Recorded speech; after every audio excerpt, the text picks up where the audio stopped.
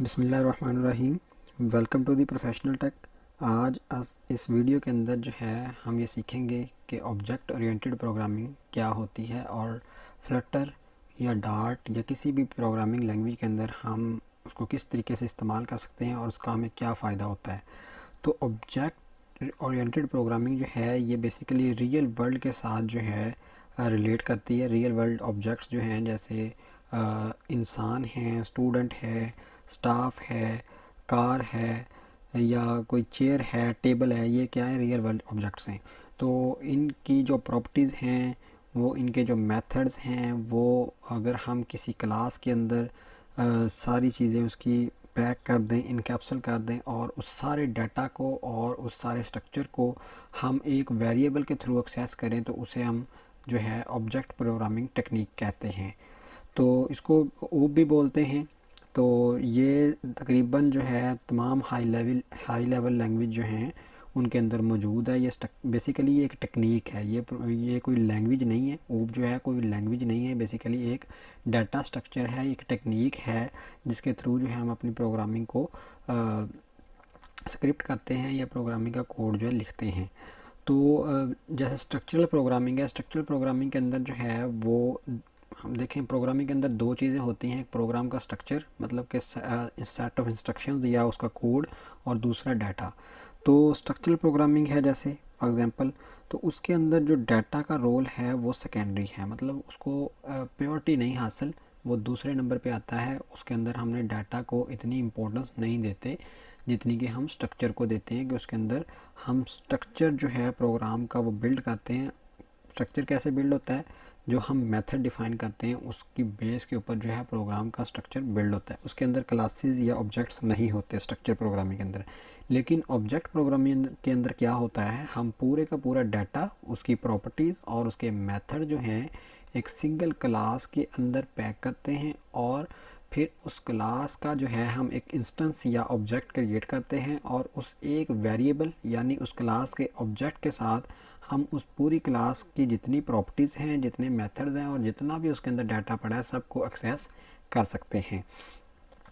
तो मेथड और डाटा जो हैं वो मिलके क्या करते हैं, मेथड, प्रॉपर्टीज़ और डाटा जो है मिलके क्या करते हैं, ऑब्जेक्ट बनाते हैं।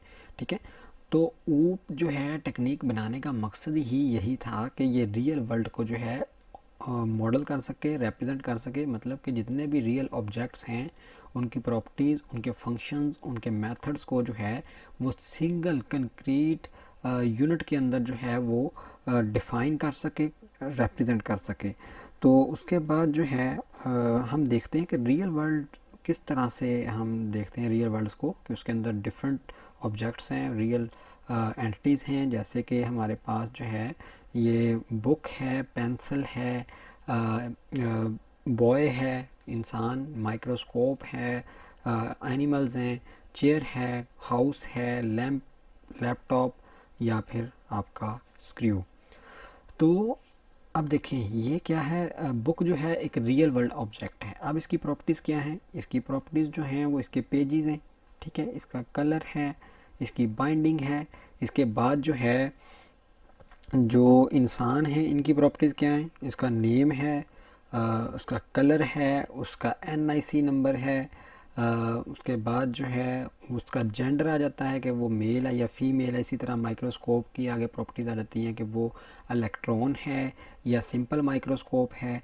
इस तरीके लाइंस हैं, एनिमल जो है उसके अंदर उसकी प्रॉपर्टीज़ क्या आ जाएंगी, उसकी कितनी लेग्स हैं, वो वर्टिब्रेट है या जो है उसके जो है नुकीले दांत हैं, या वो जो है घास खाता है, क्या खाता है, या ये इसकी सारी क्या है प्रॉपर्टीज़ हैं। इस तरह घर है, घर के अंदर क्या प्रॉपर्टीज़ आएंगी, उसकी कितने रूम्स हैं, कितना एरिया है, कितने स्टोर रूम हैं या बाथरूम हैं। तो ये इसकी क्या है, ये इसकी प्रॉपर्टीज़ हैं। अब उसके मेथड्स भी आ जाएंगे कि किस तरीके से वो डिफ़ाइन हुआ हुआ है घर। इसी तरह जो है चेयर है, चेयर के कितने जो है लेग्स हैं, उसका कलर क्या है, वो जो है फ्लेक्सिबल है या नहीं है। इस तरह की प्रॉपर्टीज़ जो हैं रियल वर्ल्ड ऑब्जेक्ट्स की होती हैं। तो बेसिकली हम ऊप के अंदर जो है रियल वर्ल्ड ऑब्जेक्ट्स को डील करते हैं। तो अभी और मज़ीद इसके बारे में जानते हैं। तो ऑब्जेक्ट्स जो हैं, अब हर एक ऑब्जेक्ट की एक स्टेट होती है या एक से ज़्यादा जो है मल्टीपल स्टेट्स भी हो सकती हैं। जैसे यहाँ पे जो है एक सिग्नल लगा हुआ है, इसकी स्टेट जो है रेड है, येलो है या ग्रीन है, 3 स्टेट्स हैं इसकी। इसी तरीके से जो है ये पेंसिल है, ये पड़ी हुई है तो ये लेइंग है, ये इसकी क्या है, स्टेट है। इंसान जो है, ये बॉय यहाँ पे हुक के साथ लटका हुआ है तो उसकी क्या होगी, हुक होगी। पेशेंट है तो उसकी प्रॉपर्टी इल होगी, ठीक है। उसी तरह फीलिंग्स हैं, फीलिंग्स हैप्पी, सैड, ये सारी क्या है, ये इसकी स्टेट्स हैं कि ये जो है स्टेट्स वो होती है जो डायनामिक हो, बार बार चेंज होती रहे, बार बार जो है स्टेट जो है चेंज होती रहे। जैसे मैटर की स्टेट है सॉलिड, गैस, लिक्विड। तो स्टेट्स क्या होती हैं, जो डायनामिक प्रॉपर्टीज़ होती हैं जो चेंज होती रहती हैं। लेकिन इन्हें हम वेरिएबल्स भी बोलते हैं। लेकिन कुछ प्रॉपर्टीज़ ऐसी होती हैं जो कांस्टेंट होती हैं, जो चेंज नहीं होती। जैसे इनकी शेप है, तो सॉलिड जैसे ये पेंसिल पड़ी, इसकी शेप जो है डेफिनेट है, इसकी शेप जो है वो जैसी डिफ़ाइन एक मरतबा कर दी गई वो वैसी ही रहेगी, ठीक है जी। इसी तरीके से हम प्रोग्रामिंग के अंदर कुछ चीज़ों को कांस्टेंट रखते हैं तो वो चीज़ें क्या होती हैं, वो उसकी सॉलिड प्रॉपर्टीज़ होती हैं, जहाँ हम इसके कहेंगे स्टैटिक प्रॉपर्टीज़ होती हैं, जो पूरे प्रोग्राम के अंदर अनचेंजेबल होती हैं, ठीक है जी। तो जो स्टेट होती है या वेरिएबल्स होते हैं वो चेंजेबल होते हैं, मतलब कि मूड जो है इंसान का वो बार बार बदलता रहता है, हैप्पी, सैड, एंग्री, ठीक है जी। उसके बाद आ जाते हैं ऑब्जेक्ट्स का बिहेवियर। ऑब्जेक्ट्स जो है वो डिफरेंट टाइप्स के साथ बिहेव करते हैं। जैसे हम कार का ऑब्जेक्ट डिक्लेयर करते हैं तो उसका बिहेव क्या होगा, उसका बिहेव जो है वो स्टार्ट होगी तो उसकी आवाज़ जो है इंजन जो है उसकी स्टार्ट की आवाज़ आएगी। इसी तरीके से जो है अगर हम किसी के साथ मीटिंग करते हैं तो हम उसको हेलो, हाय वगैरह बोलेंगे और हाउ आर यू, उसके बाद उसका आगे से रिस्पॉन्स होगा कि नाइस टू मीट यू या आई एम फाइन, ठीक है जी। तो ये ऑब्जेक्ट का बिहेवियर होता है कि वो किस तरह का बिहेवियर शो करते हैं, किस तरीके का बिहेवियर जो है वो शो करते हैं। तो मतलब कि अब देखें, उसकी हमने स्टेट देखी, उसकी हमने बिहेवियर देखा, उसकी जो है हमने प्रॉपर्टीज़ देखी, तो इससे पता चलता है कि जो ऊप है वो रियल वर्ल्ड ऑब्जेक्ट्स को मैप करने की कोशिश करती है, उनको रिप्रेजेंट करने की कोशिश करती है।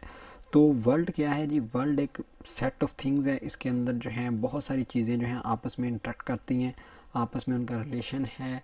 और जो ऊप है ये इंसानों के ज़्यादा नज़दीक है और कंप्यूटर के कम नज़दीक है, क्योंकि ऊप जो है वो रियल वर्ल्ड ऑब्जेक्ट्स को क्या कर रही है, मैनेज कर रही है।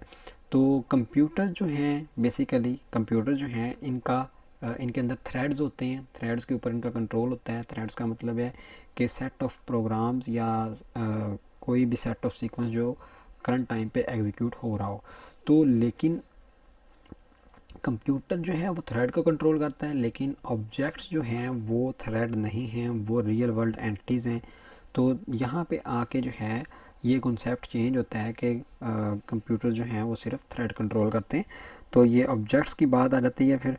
तो अब जो है अगर हमने किसी भी पर्सन को डिस्क्राइब करना, सपोज़ करें मेरे पास कोई इंसान है, मैंने उसकी क्लास बनानी है और उसके ऑब्जेक्ट्स बनाने हैं, तो उसके अंदर क्या प्रॉपर्टीज़ आएंगी, उसका नेम आ जाएगा, उसके कलर आ जाएगा, उसके बाद उसके बालों का रंग आ जाएगा, उसकी आंखों का कलर आ जाएगा, ठीक है जी, उसकी हाइट आ जाएगी, वेट आ जाएगा, एनआईसी नंबर आ जाएगा, उसकी स्टडीज़ आ जाएगी, एजुकेशन आ जाएगी, कास्ट आ जाएगी। बहुत सारी प्रॉपर्टीज़ हैं जो एक इंसान को डिफ़ाइन करती हैं, ठीक है। उसके बाद उसकी जो है स्टेट आ जाएगी कि वो सो रहा है, वो बैठा है, वो चल रहा है, ठीक है।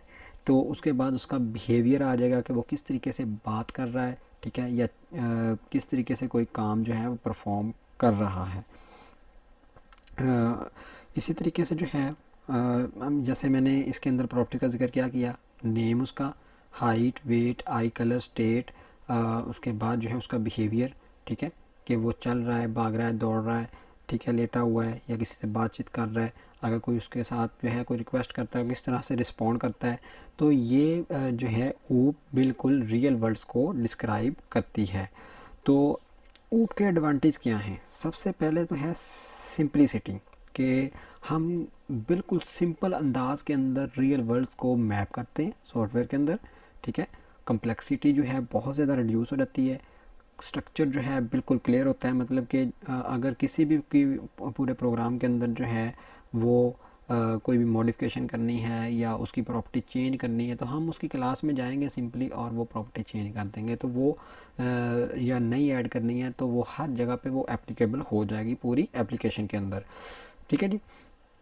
तो इसी तरीके से हम देखें जितने भी ऑब्जेक्ट्स होंगे हर एक की एंटिटी अलहदा बनेंगी और हर एक एंटिटी का एक अलहदा से इंस्टेंस या ऑब्जेक्ट बनेगा। ठीक है, और हम उस ऑब्जेक्ट के थ्रू जो है हम पूरे सिस्टम के अंदर उसका डाटा जो है फैच कर सकते हैं, उसका स्ट्रक्चर जो है इस्तेमाल कर सकते हैं। तो ऊप जो है रीयूजबिलिटी भी बढ़ाती है कोड की, कम से कम कोड लिखा जाता है और एफिशिएंट कोड होता है, और अगर कोई भी मसला आता है तो हमें पता होता है कि यहाँ से जो है ये प्रॉब्लम कर रहा है। मॉडिफाइबिलिटी का मैंने अभी बता दिया कि अगर कोई भी छोटे से छोटा भी चेंज करना है तो हम जस्ट उसकी एंटिटी के अंदर जाएंगे, उसकी क्लास के अंदर जाएंगे, ऑब्जेक्ट ओरिएंट प्रोग्रामिंग के अंदर जाएंगे और वहाँ पे जाके उसके चेंज कर देंगे, तो वो मेथड जो हैं, वो जो प्रॉपर्टीज़ हैं वो क्या होंगी, वो सारी एप्लीकेशन के ऊपर जो है एप्लीकेबल हो जाएंगी। ठीक है जी। डाटा अगर उसका चेंज करते हैं तो पूरी एप्लीकेशन के ऊपर एप्लीकेबल हो जाएगा जहाँ जहाँ पे वो इस्तेमाल हुआ है। तो सिंगल प्लेस के ऊपर जो है हम जाके चेंजिंग करेंगे और पूरे जो सॉफ्टवेयर है या ऐप है उसके अंदर चेंजिंग आ जाएंगी। उसके बाद एक्सटेंसिबिलिटी है। ठीक है, कि हम इसके अंदर कोई नया फीचर ऐड करना है जी तो कोई मसला नहीं, पूरे सॉफ्टवेयर को रीस्ट्रक्चर करने की ज़रूरत ही नहीं। स्ट्रक्चरल प्रोग्रामिंग के अंदर पूरा सॉफ्टवेयर या ऐप पूरी रीस्ट्रक्चर करनी पड़ती थी, लेकिन के अंदर जो है ऐसा कोई इशू नहीं फेस करना पड़ता। हम जस्ट जो है नया फीचर ऐड करेंगे और आसानी के साथ जो है उसका ऑब्जेक्ट जो है मैप कर देंगे, उसका ऑब्जेक्ट जो है इंट्रोड्यूस करवा देंगे। मेंटेनेबिलिटी जो है, सेपरेट हर चीज़ होती है, हर एक ऑब्जेक्ट को जो सेपरेट मैनेज किया जाता है, तो इसलिए उसको उसकी प्रॉब्लम्स को फिक्स करना, उसको लोकेट करना ये बहुत ज़्यादा सिंपल हो जाता है, बहुत ज़्यादा आसान हो जाता है। तो रीयूज़बिलिटी का भी मैंने बता दिया कि कोड जो है बार बार रीयूज़ किया जा सकता है डिफरेंट प्रोग्राम्स के अंदर, डिफरेंट पैकेजेस के अंदर, डिफरेंट क्लासेस के अंदर। तो हमारे पास जो है ऊप के कुछ फीचर्स हैं। सबसे पहले नंबर पे तो हमारी क्लासेस हैं। ठीक है, क्लास जब भी डिक्लेयर होती है तो वो मेमोरी के अंदर कोई डाटा या कोई भी स्पेस जो है एलोकेट नहीं होती। क्लास के अंदर हम प्रॉपर्टीज डिफाइन कर सकते हैं रियल वर्ल्ड ऑब्जेक्ट्स की, उसके मेथड्स और उसके फंक्शन, उसका बिहेवियर, सारा कुछ उसके अंदर डिफ़ाइन कर सकते हैं। लेकिन जब हम क्लास डिफ़ाइन करते हैं तो रैम के अंदर या मेन मेमोरी के अंदर कोई भी उसकी मेमोरी एलोकेशन नहीं होती। मेमोरी की एलोकेशन तब होगी जब हम उस क्लास का कोई ऑब्जेक्ट बनाएंगे और उसको यूज़ करेंगे। ठीक है जी। दूसरे नंबर पे आती है डाटा एब्स्ट्रैक्शन। डाटा एब्स्ट्रैक्शन का मतलब क्या है? डाटा हाइडिंग, कि हमने यूज़र को सिर्फ इंसेंशियल डाटा जो है दिखाना है, बाकी सारा क्या करना है, हाइड कर देना है। पीछे क्या कोड चल रहा है, क्या फिनोमेना प्रोड्यूस हो रहे हैं या किस प्रोसेस के थ्रू जो है वो डाटा सेव हुआ है, ये उसको दिखाने की ज़रूरत नहीं है। हमने जस्ट उसको इंटरफेस दिखाना होता है कि भाई आपने बटन के ऊपर क्लिक करनी है, उसको नहीं पता कि बटन के क्लिक के पीछे क्या हुआ है। ठीक है जी। तो इसे हम एब्स्ट्रैक्शन बोलते हैं कि डाटा की हाइडिंग को हम एब्स्ट्रैक्शन बोलेंगे। हम क्या करते हैं, हम पूरे डाटा को जो है और पूरे स्ट्रक्चर को एक सिंगल वेरिएबल के अंदर पैक करते हैं और यूज़र को जो है सिर्फ वही डाटा रिप्रेजेंट करते हैं जो नेसेसरी होता है, जो एसेंशियल होता है। बाकी सारा डाटा जो है वो यूज़र से जो है हम हाइड कर देते हैं। तो इस चीज़ को डाटा एब्स्ट्रैक्शन बोलते हैं। डाटा एब्स्ट्रैक्शन जो है किस तरीके से अचीव की जा सकती है कि हम क्लास के साथ एब्स्ट्रैक्ट का कीवर्ड जो है इस्तेमाल करते हैं तो वो उस क्लास को एब्स्ट्रैक्ट बना देता है। अब एब्स्ट्रैक्ट क्लास ना तो इंस्टेंशिएट हो सकती हैं, ना उनका कोई ऑब्जेक्ट बनाया जा सकता है। हाँ, उनसे जो है हम नई क्लासें इनहेरिट कर सकते हैं। उसके बाद आता है इनकैप्सुलेशन। इनकैप्सुलेशन का मतलब है डाटा और जो है प्रॉपर्टीज़ और मेथड्स को सिंगल प्लेस के ऊपर पैक करना। जैसे मेडिसिन जो होती है वो डिफरेंट मेडिसिन मिला के हम एक कैप्सूल के अंदर पैक कर देते हैं। तो यही चीज़ है कि ये सेम कॉन्सेप्ट है कि हम डाटा और उसकी प्रॉपर्टीज़ को, उसके स्ट्रक्चर को सिंगल वेरिएबल के अंदर पैक कर देते हैं, तो उसको हम इनकैप्सुलेशन बोलते हैं। जब भी हम ऑब्जेक्ट क्रिएट करेंगे तो समझ लें कि पूरा का पूरा डाटा जो इनकैप्सुल होकर उस ऑब्जेक्ट के अंदर चला गया है। इनहेरिटेंस क्या होता है? इनहेरिटेंस जो है इसका मतलब है किसी दूसरी क्लास के साथ रिलेट करना। जैसे बच्चे जो हैं वो पेरेंट के साथ रिलेट करते हैं कि बच्चे के अंदर जो है पेरेंट वाली खसूसियात होती हैं, इसी तरीके से जो है हम एक पेरेंट क्लास बनाते हैं, सुपर क्लास बनाते हैं, उसके अंदर से जो है हम एक ड्राइव क्लास निकालते हैं एक्सटेंड कीवर्ड के साथ कि जो ड्राइव क्लास होती है या चाइल्ड क्लास होती है वो पेरेंट क्लास के हर प्रॉपर्टी, हर मेथड को एक्सेस कर सकती है और उसको रीयूज़ कर सकती है, उसको ओवरराइड कर सकती है। उसके बाद आता है पॉलीमॉर्फिज्म। पॉली का मतलब होता है दो या दो से ज़्यादा। पॉलीमॉर्फिज्म जो है अब दो टाइप का आता है, ओवरलोडिंग और ओवर राइडिंग। ओवरलोडिंग का मतलब ये है, ओवरलोडिंग का मतलब ये है कि हम सेम नाम का मेथड जो है वो दो या दो से ज़्यादा मरतबा डिफ़ाइन करें, बट विद डिफरेंट पैरामीटर्स या विद डिफरेंट सिग्नेचर या विद डिफरेंट इम्प्लीमेंटेशन। सेम नाम होगा लेकिन उसके पैरामीटर्स जो हैं डिफरेंट होंगे। जैसे सम का है मेथड, मैं 3 मरतबा डिक्लेयर कर दूं, 3 मरतबा डिफ़ाइन कर दूं और उसके अंदर जो है पैरामीटर्स हर एक मेथड के डिफरेंट हों, एक के अंदर एक पैरामीटर हो, दूसरे के अंदर दो हों, तीसरे के अंदर तीन हों। तो इस तरीके से जो है हम सेम नाम के साथ जो मेथड डिक्लेयर करेंगे उसे हम ओवरलोडिंग बोलेंगे। ठीक है जी। उसके बाद आती है ओवरराइडिंग। तो ओवरराइडिंग क्या होती है? पॉलीमॉर्फिज्म का ही ये कॉन्सेप्ट है कि अगर हम कोई भी मेथड जो है पेरेंट क्लास के अंदर पहले से डिक्लेयर है, उसको अगर हम चाइल्ड क्लास के अंदर दोबारा से डिफ़ाइन कर दें तो वो क्या होगी? ओवरराइडिंग होगी। वो क्या करेगा?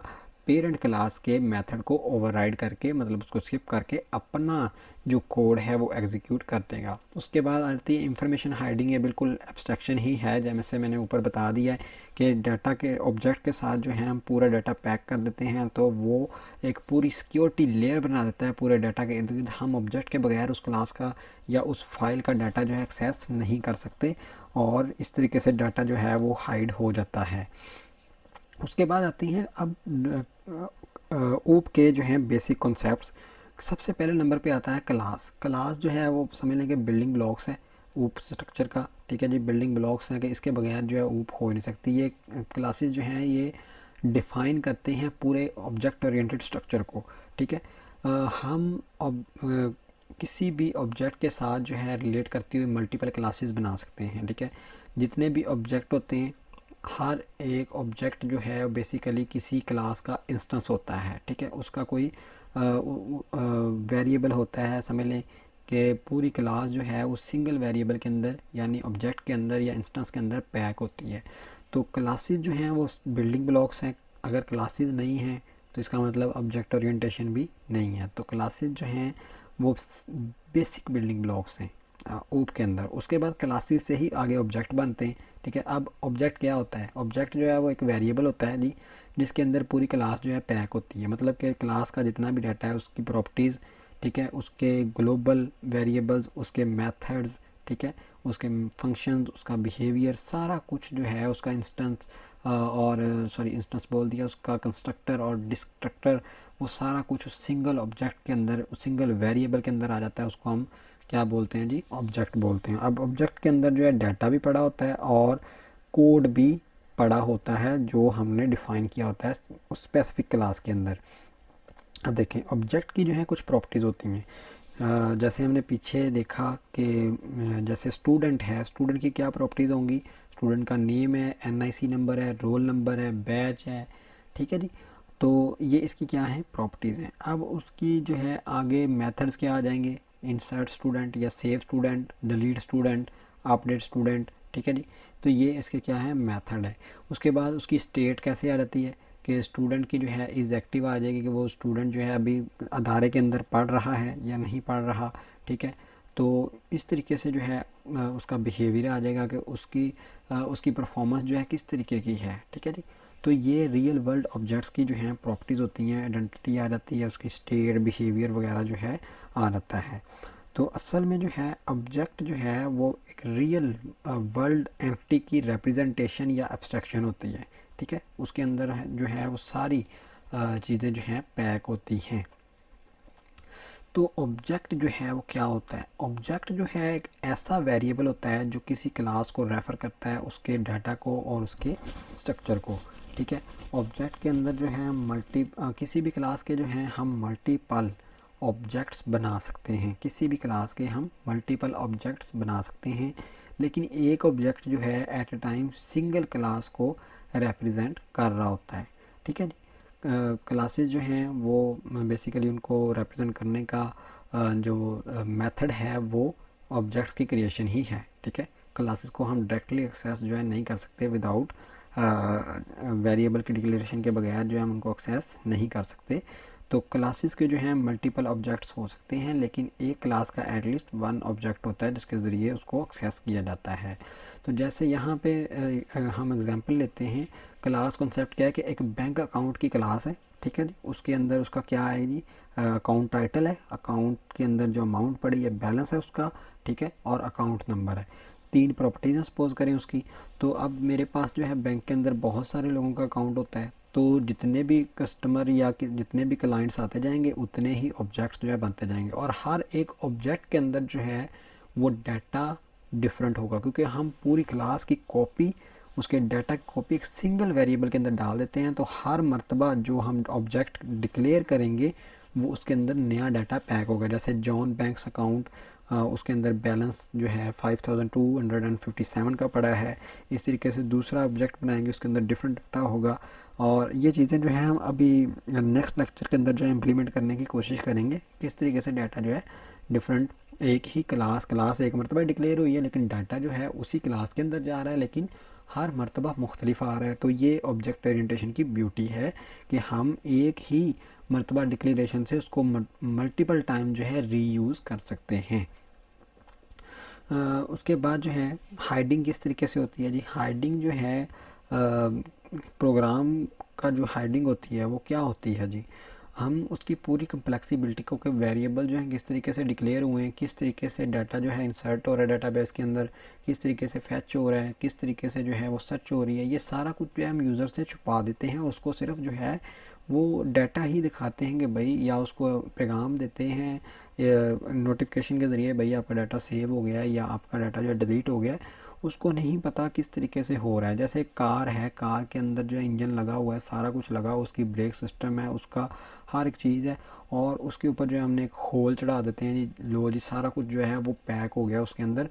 तो अब यूज़र को नहीं पता कि अंदर क्या क्या चीज़ें लगी हुई हैं, जब तक वो उसको खोल के नहीं देख सकता, देख लेता, तो तब तक उसको पता नहीं चलेगा कि इंजन किस तरीके से फिट हुआ। तो जब हम उसको एक शेप के अंदर पैक कर देते हैं तो वो क्या होती है, एब्स्ट्रैक्शन होती है, कि हमने क्या किया कि सारे जो इंजन वगैरह है, उसका कम्यूलेटर है, ब्रेक्स हैं, किस तरीके से काम कर रही हैं, या उसका इंजन की इंटरनल जो वर्किंग है वो किस तरीके से वो हो रही है, किस तरह से बिहेव कर रही है, वो सारा कुछ जो है वो यूज़र से, उसके गाड़ी के इस्तेमाल करने वाले से छुपा होता है। वो उसके ऊपर जो है हम एक लेयर चढ़ा देते हैं।